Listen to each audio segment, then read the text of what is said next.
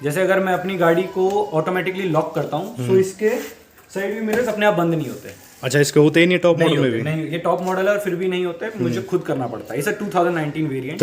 Hello दोस्तों, मेरा नाम है योगी डागर और कार्स रिव्यू की एक और वीडियो में आपका स्वागत है। तो आज ओनर रिव्यू लेने वाले हैं अपना WRV का top of the line variant. आज अभी देखने वाले हैं इसका, और भाई से आपको मिलवा दूंगा, उनका एक्सपीरियंस आपके साथ शेयर करेंगे कि क्यों WRV पे ही वो गए, क्योंकि मोस्टली लोग अपना क्रेटा वगैरह ब्रेजा वगैरह पे अपना शिफ्ट होते हैं, तो क्यों उन्होंने यही प्रेफर करी, कितने की पड़ी और कैसा एक्सपीरियंस उनका जा रहा है फिलहाल। तो अभी भाई से मिलवा देता हूँ। तो इन भाई की गाड़ी है। भाई अपना एक बार इंट्रोडक्शन दे दो। हाय, मेरा नाम साहिल कुमार है।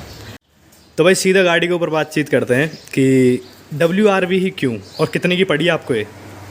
WRV ही क्यों, इसलिए क्योंकि मैंने ब्रीजा भी चलाई है, मैंने इको स्पोर्ट भी चलाई है और मैंने ये भी चलाई है।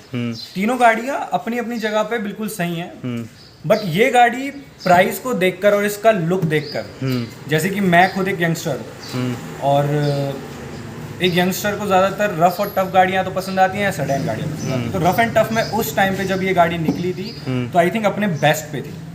आई गेस अभी भी शायद अपने बेस्ट पे ही है। भाई वो तो अपना अपना ओपिनियन होता है, जिस बंदे को जो पसंद आ जाती है वो ही लेता है। तो भाई को मैं बता देता हूँ, आपने ग्लेंजा वाली वीडियो देखी होगी सोनू भाई की, तो ये उनके बड़े भाई हैं। इनके पास जो दूसरी गाड़ी WRV थी वो ये भाई चलाते हैं, हम लोग मुंबई रहते हैं और इसी से अपना अप डाउन करते हैं जब भी आते जाते हैं। अब इनके पास ही रहती है पर्सनली। कितने की पड़ी थी भाई आपको उस टाइम पे? ये अराउंड मेरे को शायद 11.5 या 12.5 के आसपास पड़ी थी, क्योंकि हमने फाइनेंस कराई थी। अगर आप फाइनेंस कराते हो तो ऑब्वियसली एक आध लाख ऊपर महंगी पड़ती है। बाकी ये ऑफर्स पे डिपेंड करता है कि उस टाइम पे आपके लिए ऑफर्स क्या चल रहे हैं। हमारे पास कुछ ऑफर्स थे जिससे थोड़ा बहुत कम हो गया था। ओके, तो अभी एक बार आपको गाड़ी की प्रोफाइल दिखा देता हूँ। तो ये कुछ ऐसी आपको प्रोफाइल मिलती है गाड़ी की साइड से। और वैसे भाई ने बाहर से तो कोई काम इसके अंदर कराया नहीं है अभी, जैसी स्टॉक आई थी वैसी की वैसी यही। तो भाई सीधा आ जाते हैं गाड़ी के कुछ और पॉइंट्स के ऊपर। गाड़ी के बारे में कुछ नेगेटिव और कुछ पॉजिटिव। पहले शायद पॉजिटिव बताता हूँ। पॉजिटिव ये है कि एक तो डायनामिक कट है। आप जैसे देख सकते हो कि इसमें अलग अलग जगहों पे अलग अलग चीज़ों का वेरिएंट दिया हुआ है, ठीक है। और गाड़ियों में अगर आप देखोगे, जैसे विटारा ब्रीजा हो गया या फिर इको स्पोर्ट हो गया, वो बहुत ही बेसिक और बहुत ही हैवी लुक में बनाई है। और पॉजिटिव में मैं बताऊं तो ऑन रोड परफॉर्मेंस बहुत अच्छी है। माइलेज के हिसाब से अब तक मैं बोलूं तो इसने मुझे कम से कम ऑन रोड 22 से 23 दी है। मतलब it's best 22 to 23, almost 23. So I get the mileage on road, and on city it gives me around 16 to 18, which I think actually much better than other cars. वो तो सही है भाई। Diesel में है ना ये पर्टिकुलर कार जो है? It's a diesel variant और इस top variant with the sunroof also. हाँ भाई, इसके अंदर सनरूफ भी आती है अपना, देख लो आप, अभी खुली पड़ी है। आपको इसका एक छोटा सा डेमो भी दिखाऊंगा। तो भाई प्रैक्टिकल लगती है आपको ये सनरूफ? क्योंकि इंडिया में इतनी गर्मी पड़ती है भाई, मुझे तो लगता नहीं कि प्रैक्टिकल चीज़ है कोई। चीज़ ये है कि यार डिपेंड करता है सर्कमस्टेंसेस और सिचुएशंस के ऊपर। समटाइम जब हम धूप में निकलते हैं तो ऑब्वियसली ये बंद ही रहती है, उसके लिए हमारे पास नीचे शेड्स है बंद करने के लिए। बट जब मैं इसको हिली एरियाज में चलाता हूँ, लाइक माउंटेन्स में चलाता हूँ या फिर बीचेस के पास चलाता हूँ, तो ये सबसे बेस्ट चीज़ है।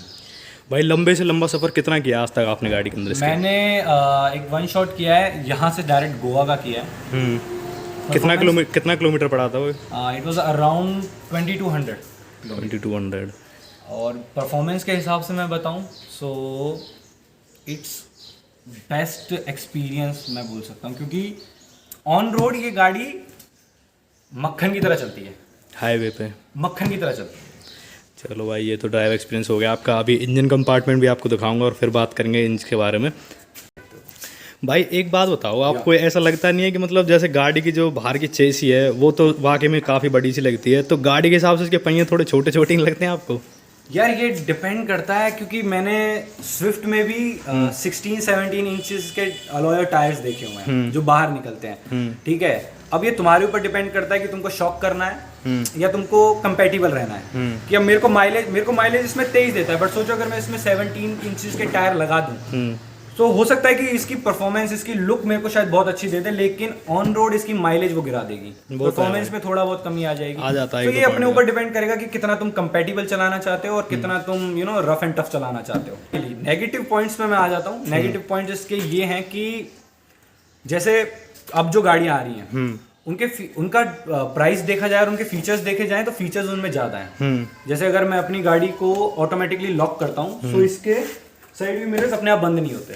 अच्छा, इसके होते ही नहीं टॉप मॉडल में भी? नहीं, ये टॉप मॉडल है और फिर भी नहीं होते, मुझे खुद करना पड़ता है। इसे 2019 वेरिएंट। तो ये तो फिर अंदर से भी एडजस्ट नहीं होते होंगे? नहीं, ये अंदर से एडजस्ट होते हैं। फोल्ड एंड फोल्ड हो जाते हैं? फोल्ड एंड फोल्ड दोनों हो जाते हैं, बट ये it's not automatic, it's manual. अच्छा, लॉक करते टाइम नहीं होता है? लॉक करते वक्त नहीं होंगे। दूसरा बहुत ही बेसिक है, बट मेरे को लगता है शायद बहुत जरूरी था कि म्यूट बटन नहीं है स्टीयरिंग व्हील पे। म्यूट बटन एक बार आप अंदर दिखा देता हूँ भाई मैं आपको किस चीज़ की बात हो रही है।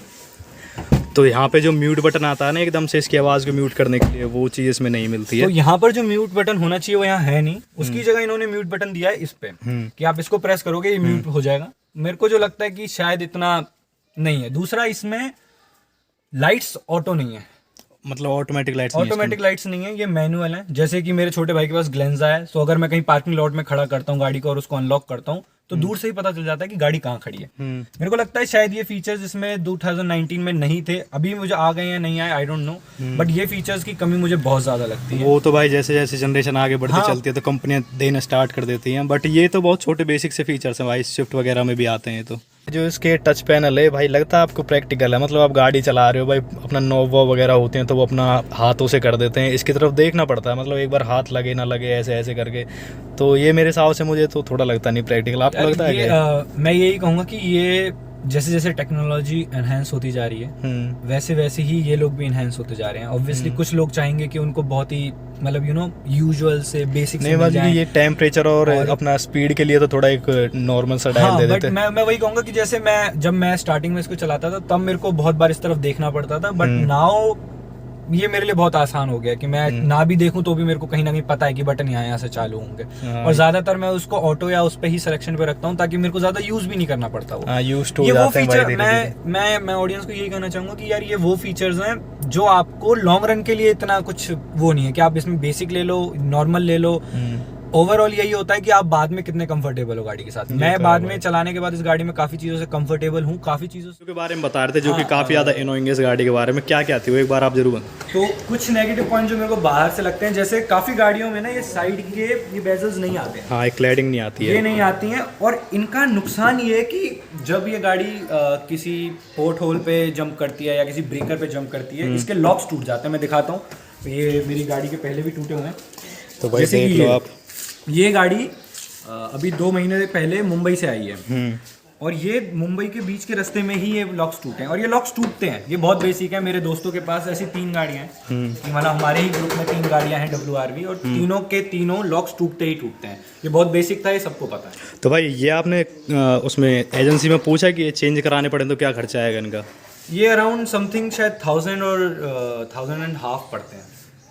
तो भाई फिर ज़्यादा महंगे भी नहीं है। कभी ऐसा होता है ना कंपनी वाले कुछ ज़्यादा ही चार्ज काटते हैं इन चीज़ों। हाँ, बट अगर तुम आप बाहर से लोगे तो ये और भी सस्ते पड़ जाते हैं, आपको 300 में भी पड़ जाएंगे। बट प्रॉब्लम ये है कि ये जब टूटते हैं आप काफ़ी लंबे टाइम तक इसको ठीक कराना पसंद भी नहीं करते हो कि जब एक साथ ठीक कराऊंगा तभी मैं ठीक कराऊंगा। उसकी वजह से कई बार गाड़ी की शो, कई बार गाड़ी की लुक बदल जाती है, कई बार खराब लगने लगती है। सो बहुत मेरे को सबसे ज़्यादा मेजर प्रॉब्लम यही लगती है कि अगर इसके लॉक्स जो टूटते हैं ना, ये बहुत लूज हैं और बहुत I guess low quality, I don't know, या फिर हमारे रोड्स ऐसे बिल्ड हैं जिनकी वजह से टूट जाते हैं। तो भाई आपका जो मेन ट्रिप होता है मुंबई से हरियाणा पलवल और पलवल से अपना मुंबई, तो भाई इसके अंदर जो टायर आते हैं वो अपना गुडियर के आते हैं, इनकी परफॉर्मेंस कैसी है? इनकी परफॉर्मेंस बहुत अच्छी है। जैसे कि अभी तक मैं बता दूं कि ये गाड़ी शायद 30,000 किलोमीटर चली है और अभी तक मुझे टायर चेंज कराने की इतनी कुछ खास ज़रूरत पड़ी नहीं है, क्योंकि अभी तक जो इसकी ग्रिपिंग है वो स्ट्रॉन्ग है।